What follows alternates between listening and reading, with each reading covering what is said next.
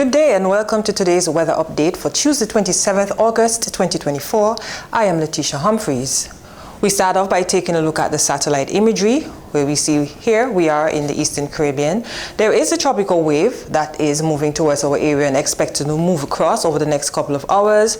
We're looking at some shower activity mainly after midnight tonight into the morning hours. Associated with this wave is some thunderstorm activity as well as some moderate to heavy showers. So as that system moves across, the weather will become a bit unsettled. To the north, we have a trough system not necessarily impacting us. There's also some thunderstorm activity associated with it and is expected to move further away from us over the next couple of hours.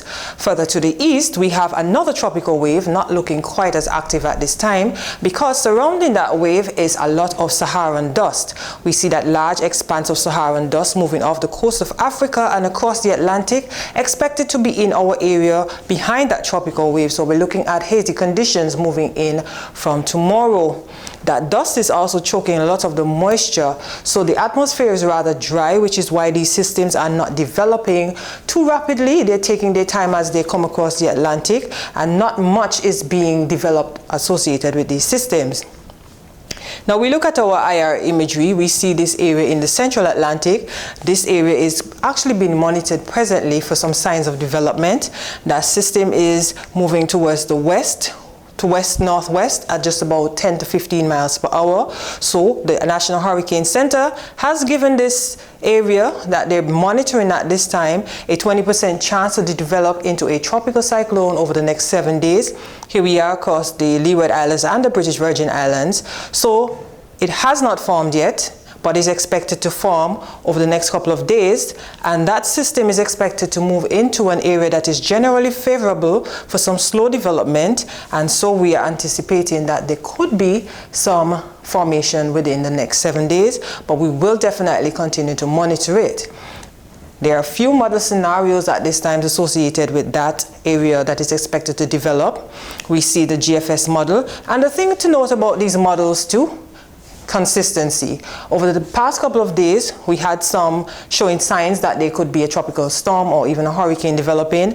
Now, the latest model run for today, not really showing anything. It has backed off quite a bit. Here we have the GFS or the American model.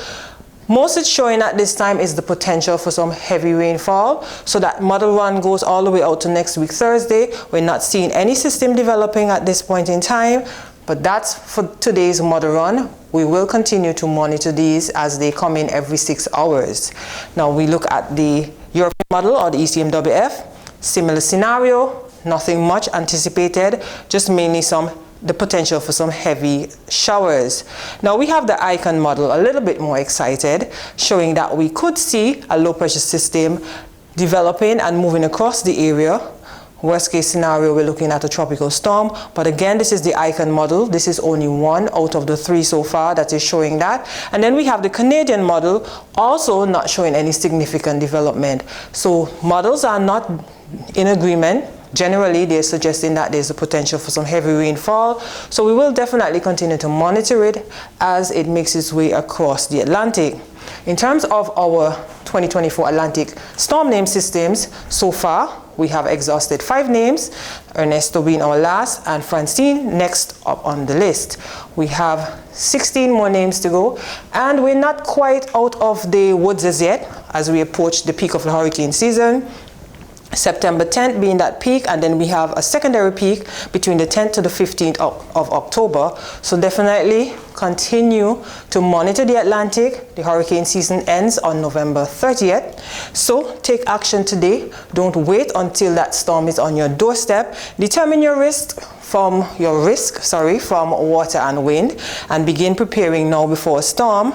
Learn how to understand the forecast and the alerts, especially coming out of the National Weather Service. Know the difference between your watches and your warnings, and learn what to do before, during, and after the storm. So continue to monitor with us and stay ready as we approach the peak of the hurricane season. I'm Letitia Humphreys. Have a good day.